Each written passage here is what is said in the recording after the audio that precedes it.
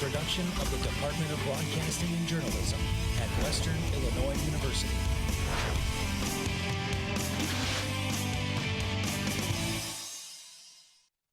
Live from Salee Hall in high definition. News 3 starts now. A dangerous drug pops up in the community and a suspect faces severe punishment.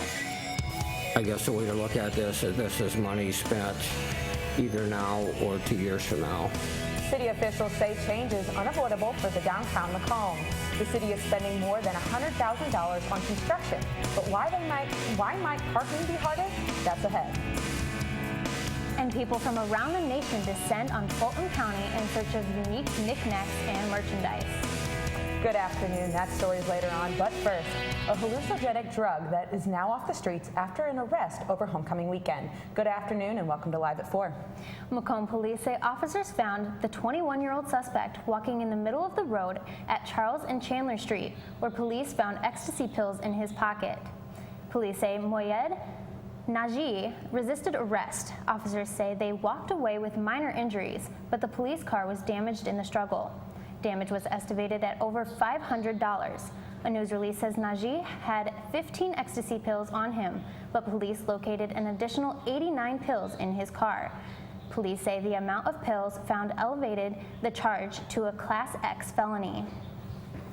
Naji is charged with 2 counts of aggravated battery to a peace officer, possession of a controlled substance, and multiple other charges. A law enforcement expert says a conviction on a Class X felony could range from anywhere between 20 years to life in prison. Don't be alarmed when your phone shows an emergency alert tomorrow morning. A WIU news release says a system-wide test throughout the Macomb and Moline campuses will be initiated tomorrow morning. The WIU emergency alert system is a way to notify students and faculty members about immediate threats in the area. These threats pertain to anything from fires in buildings, approaching tornadoes, armed intruders, or bomb threats. Individuals are asked to not take any action and listen or read the message when receiving it. Residents of Macomb can expect fewer parking spots downtown as early as October 19th. The contractor is required to work one side of the square at a time until that's finished, then move to the next. Traffic on the outer lanes and the inner parking aisle will remain open at all times. Lavadier Construction was awarded the bid Monday night at City Council. The median surrounding the courthouse will be removed to allow easier access for emergency vehicles. But by removing this median, the downtown will lose more than 80 parking spots. Construction will take place for 20 days and will be completed by early November. As the spot closes to fill the city administrator, there are 2 other job openings for the city of Macomb. The deadline for applications to fill Andrea Keene's downtown development coordinator position will close this Friday at 5 p.m. There are 25 applications for this position right now. The deadline to fill Jason Bainter's public works director job will close next Friday at 5 p.m. The city will begin interviews by the end of the month with plans to have both positions filled by the first of the year. Lafayette Street now looks a little different. The city renamed the road in honor of Dr. C.T. Vivian. Vivian worked side by side with Martin Luther King Jr. during the Civil Rights Movement. It gives us a chance, like I said, to recognize a native son who has changed so many things in our culture in the United States and literally around the world, and that's something that just doesn't occur very often. I'm speechless. I got to meet an American icon, a legend. Like, I really got to shake his hand. Like, I'm really speechless. It was amazing. Today was really amazing. The Macomb School District also renamed and dedicated the high school library in Vivian's honor. Moving to weather. It's an overcast day, but we haven't seen any rain for over a week.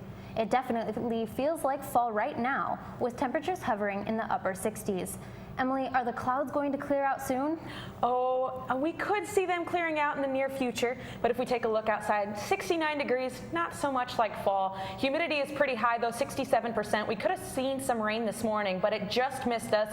Winds are very calm at 4 miles per hour. If we take a look right now, you just see that there is some cloud coverage over the area. No rain really in the forecast, and that those clouds should be out of the area by later this evening into early morning. The temperatures here For the Macomb area, 69 degrees here. If you move south, 76 degrees in Springfield, 72 in Galesburg.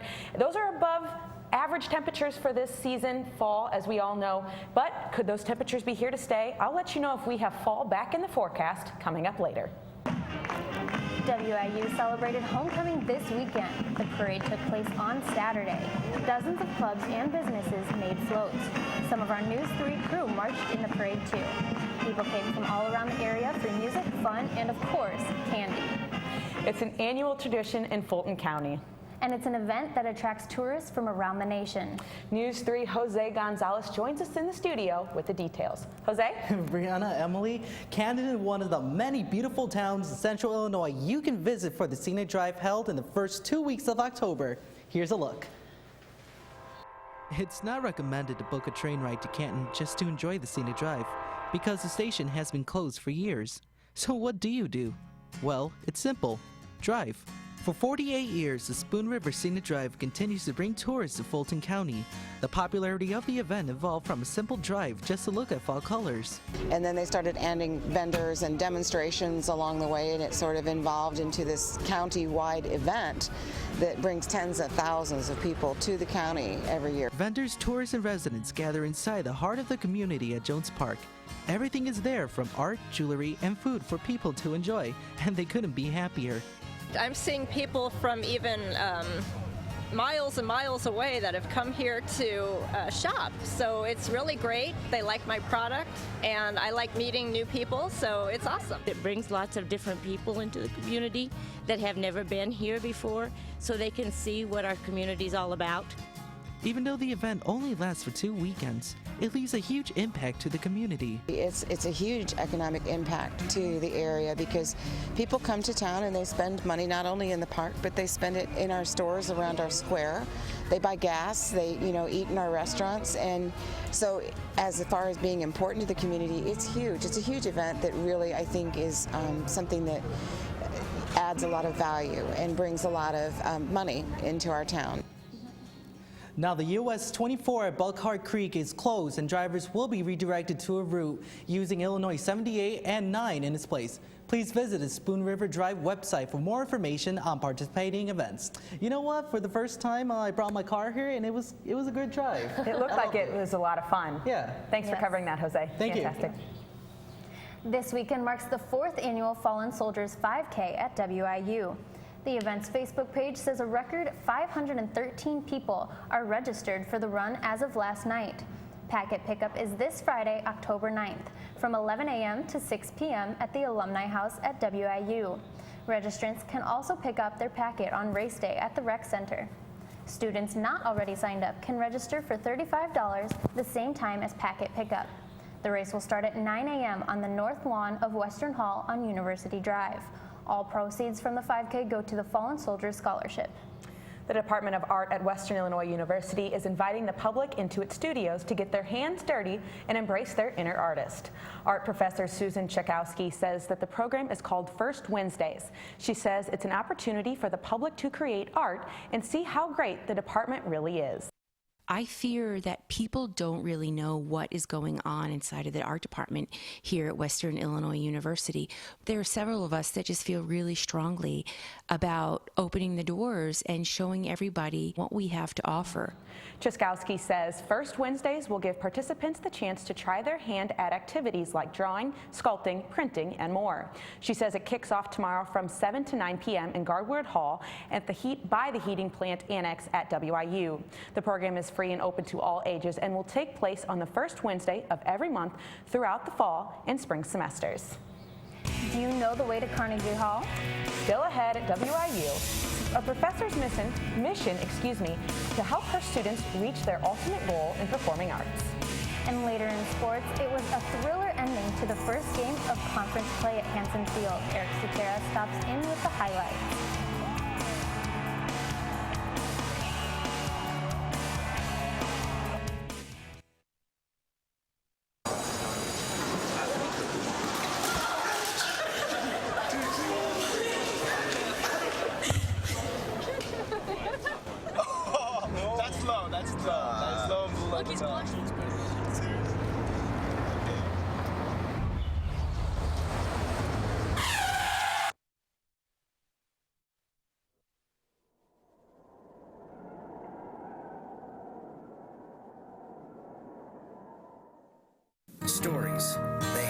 everywhere. At News 3, we go the distance and tell them firsthand. Across the region, the tornado tore through a neighborhood in Washington, Illinois. Across the state. Here at the state capitol in Springfield for the gubernatorial race. Across generations. We have a lot of people that are very dedicated. We're all volunteers. The stories that inform us, the stories that move us, the stories that matter from a fresh perspective. Hart, what's going on? I'm leaving. Why? What did I do? Not enough. The pressure's too much. I quit. I get it. I can do better. Just please don't leave. Don't let your heart quit on you. Get your uncontrolled high blood pressure to a healthy range before it's too late. Before the lights go on, dedication, teamwork, precision. Award-winning leadership brings you Macomb's only local TV newscast. On the air, live at 4, Friday mornings at 10, and online all the time. Our community, your community, News 3. Taking train to go. Stand by 3 for the push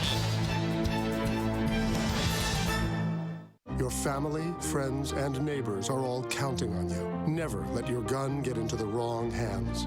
Remember, always lock it up. Now from Macomb in high definition, you're watching Emily Manley, Brianna Discret, Storm Team 3's 5-day outlook, and sports with Aaron Sutira. Live at 4 continues. Chicago's top cop is under fire from some of the city's top African-American lawmakers. Aldermen from the Chicago City Council's Black Caucus are calling Police Superintendent Gary McCarthy's job performance into question. They say he's not done enough to reduce violence in the city. Some are even calling for his resignation. But McCarthy is not backing down. This is not an easy job. And right now, I can tell you, nobody remembers that last year was the lowest murder rate in the city since 1965. My constituents get sick and tired of hearing about statistics and no action. Newly released police statistics say that so far this year's murders are up 21% in Chicago, compared with the same time last year. Murders are also up to 14% since McCarthy became Chicago's top cop 4 years ago. Aides say Chicago Mayor Rahm Emanuel supports McCarthy. In local news, a WIU professor is working hard to help her students make their way to Carnegie Hall. News 3's Ashley Cahill reports. One of the most helpful things a teacher can provide students is knowledge from experience, being able to truly relate. And Assistant Professor of Voice Penelope Shoemate agrees. I was singing and I started to have these thoughts of things that I discovered in my professional career that may be helpful to other singers, and I just thought maybe I needed to tell somebody these things. Dr. Penelope Shoemate has worked very hard to get to where she is, and she just wants her students to do the same. Well, there's a saying, how do you get to Carnegie Hall? Practice, practice, practice. And that's actually the truth. Dr. Shoemate is approaching her 11th performance at Carnegie Hall, which some have only ever dreamed about. But her dream became a reality. Well, I never thought I'd sing there once. And then when I got some returning gigs, you know, the second and the third, and I thought to myself, wouldn't it be great if I could just sing there at least 10 times? And so this is very special to me because I achieved my goal and then I surpassed. Practice what you preach. And that is exactly what Penelope Shoemate does. Reporting for News 3, I'm Ashley Cahill. And it was great. It was exciting. Keep an eye out for Dr. Shoemate this Sunday at 3 p.m. where she will debut with the Quincy Symphony Orchestra Association. We had a glimpse of fall, but temperatures are on the rise. That's right. How long will it be here until sweater weather returns? I'll tell you after the break.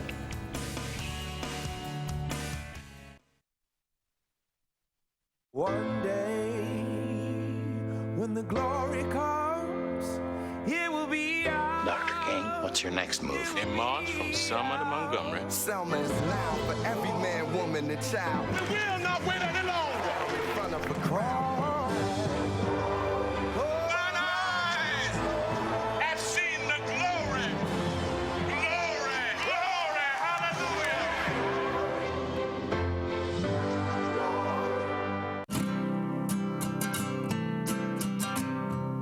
every day across America. Excess food is gathered by a network of good people at local food banks, giving hope to millions of children who struggle with hunger. They've earned their wings, and you can too. Together, we can solve child hunger. Support Feeding America and your local food bank at feedingamerica.org. I'm a teacher. Let me tell you what I make.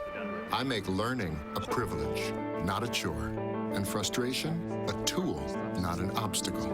I make working hard seem easy and giving up impossible. I make an old subject feel like a fresh thought and unconventional methods common. I'm a teacher. I make more. So they say it's a man's world? I don't see anybody's name on it. While they were doing their thing, we slowly changed our. Today, women can do anything men can do. And there's one thing we're even better at.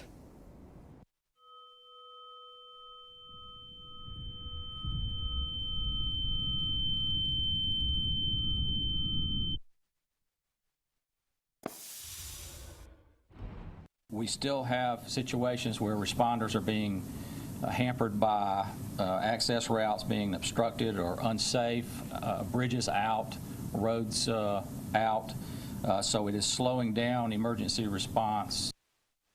Toll from the flood has risen to 14. Even though the rain has stopped, there are still roads and bridges collapsing. Some of the state rivers may not crest for another 2 weeks. The mayor of Columbia, South Carolina, believes the damage from the floods will be in the billions. As we take a look, though, right now, as you can see behind me, this is the amount of total rainfall that they have seen in the area. You can see that in Sumter, South Carolina, they have seen 20 inches. Now, as I was talking to the other meteorologist, Nicholas Stewart, we were talking about snow. That would be over 120 inches of snow. So that's an insane amount, but as you can see through the rest, everyone is over 15 inches of rain, and there's no good area for that spot for the rain to go in that area. But no rain here, so don't worry. We can take a look at the temperatures right now. In the region, you can see that in St. Louis, 75 degrees, Davenport 73, Chicago 67, so it's all very nice here. Lots of clouds in the area, though. If we take a look at the radar, you can see that this spot of clouds is just right overhead of us, and it's not really moving anytime soon, that it's just sitting right on top. If we take a look, though, at tonight, you can see that there's a high pressure system that is up towards Canada, but it will affect our temperatures a little bit, but don't worry, we're not going to see any of that freezing temperature as we did last week. If we move into tomorrow, you can see that that low pressure system will move through our area and will be south of us. Temperatures tomorrow will be back up in the 70s, warmer than today, and we will see some sunshine tomorrow, which will be nice. So make sure you take a step outside while you have the chance. I know many people want sweater weather, but it's not here yet. And then tomorrow night, you can see that that high pressure system is still south of us. It's still not going to affect us or any of the temperatures in our area. If we see here that tonight we will see a low of 54 degrees, winds will still be calm at 5 miles per hour, and then as we look at tomorrow, high again of 70 degrees. Beautiful day. Mostly sunny. We should see a little more of those clouds, and then they will get out of our area. If we take a look at the 5-day forecast, you can see that we will see a system of rain in here on Thursday. We'll be 78 degrees, though, until that rain comes through. And Friday, it's going to dip back down to 64 degrees.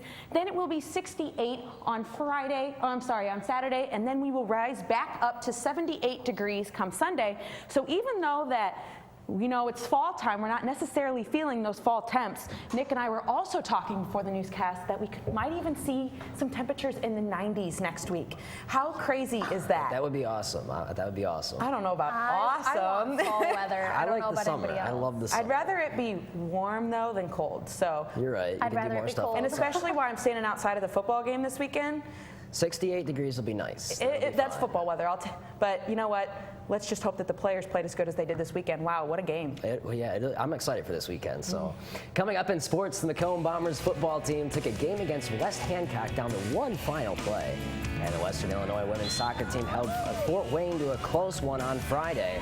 And the Western Illinois football team started conference play against Southern Illinois that resulted in a picture-perfect finish. All that and more right after the break.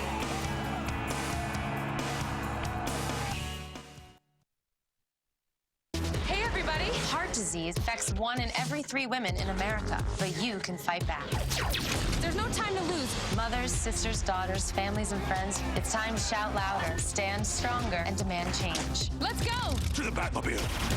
Dang it. To the invisible jet.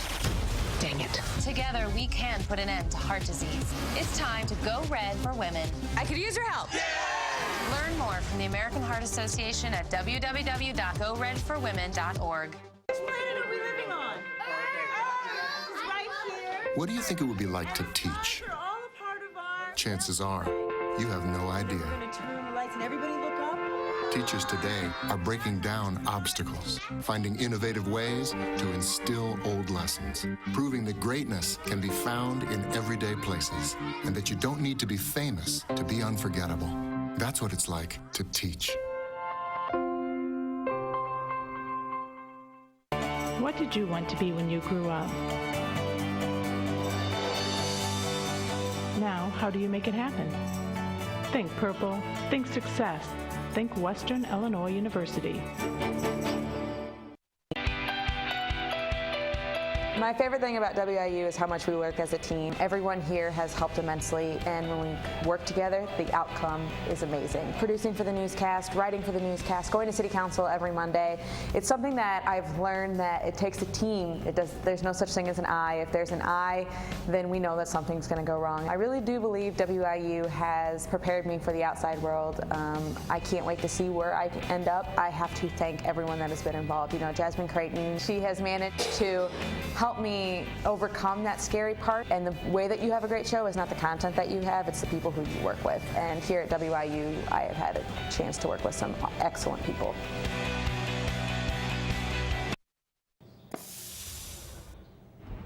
Welcome back to Live at 4. The Macomb Bombers football team traveled to West Hancock to take on the Titans on Friday night. It was a back-and-forth game, and Macomb would have a 27-22 lead with only 3 seconds remaining. The Titans, however, were on the Bombers' 5-yard line for the final play, and Jacob Lauman got the pitch from quarterback Chase Dooley and found his way to the end zone for the game-winning touchdown. The Titans would finish off the Bombers 28-27. Macomb would fall to 3-4 on the season, and they face a tough challenge with Quincy Notre Dame this Friday at home, and kickoff is set for 7 p.m. The Western women's soccer team played at home on Friday, taking on the Fort Wayne Mastodons. Let's head to John McKenzie Alumni Field for the highlights. Nothing better than Leatherneck Sports to start off homecoming weekend. Early on, Western gets a corner kick. It's Danielle Salinas putting it in the center and headed out by Fort Wayne. Right back to Salinas, though, on the outside, who tries it one more time, but the Mastodons keeper is right there to save it. Still 0-0 first half. Another corner kick from Western. Tara Markley in the middle, and a header from Carly Hoffman misses just wide. And moving to the second half now, Kayla Kirkwood motors around defenders and takes a shot that also misses just wide. The score wouldn't remain 0-0 much longer, though, as Kalini Mulger on a free kick puts it in, headed out by Western. A right to Rachel Good, who puts it into the back of net for the Mastodons. Still plenty of time left, though, as Mandy Wisely creates an opportunity for herself, but Kylie Dunning is right there to make a diving stop for the Mastodons, and they would finish off Western 1-0. Western would play again on Sunday and fall to Indiana State 2-1. The Leathernecks are now 1-9 on the season, and they travel to Oral Roberts for an afternoon match this Sunday.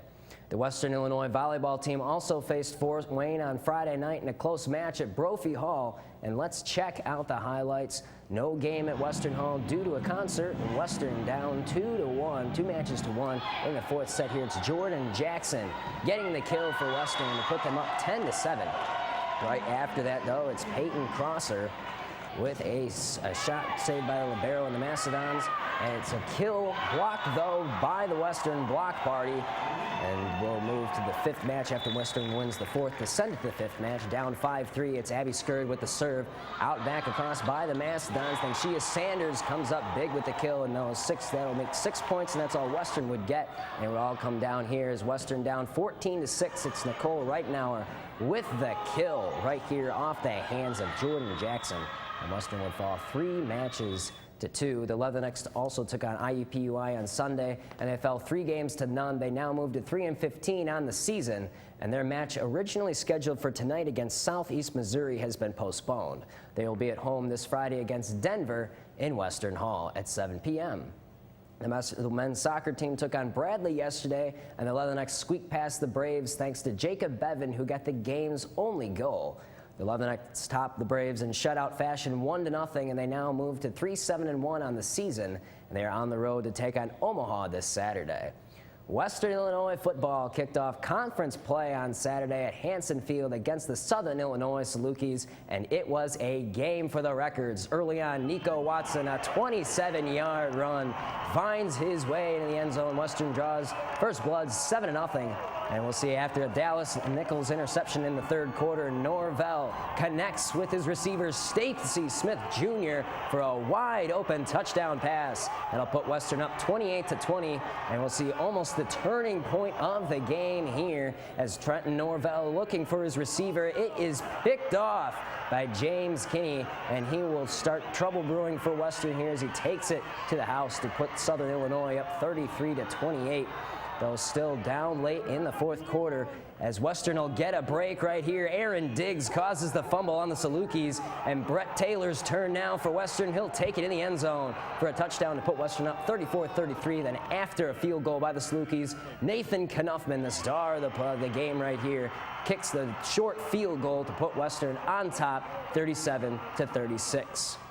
Over 7,000 fans made it out to Hanson Field this weekend for a tremendous win over Southern Illinois, and they move to 2-2 on the season, and they will be at home again to take on South Dakota this Saturday for family weekend, and kickoff is set for 3 p.m. And I was on the edge of my seat the entire time in the broadcast booth this weekend, guys, for that game. It was a good game. Thank you so much, Eric. We'll be right back after the break.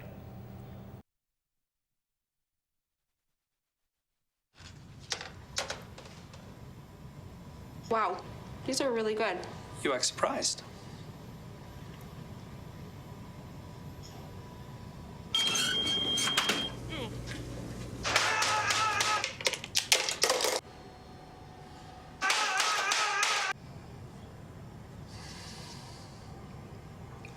Practice makes perfect. You don't have to be perfect to be a perfect parent. There are thousands of teens in foster care who don't need perfection. They need you. Cracked out.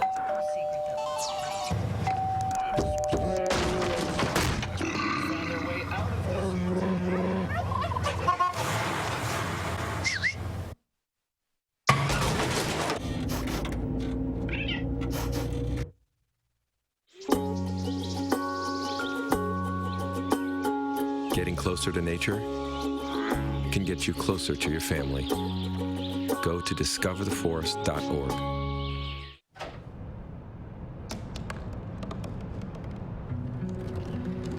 They said I couldn't dream. Called me a piece of trash and swore that's all I'd ever be.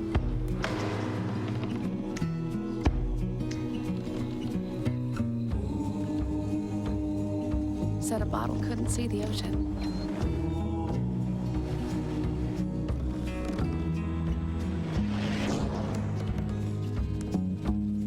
Give up. Go back to the dumpster.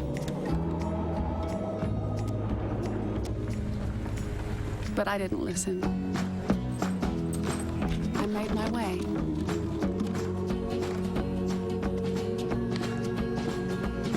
And now, I am what I've always wanted to be.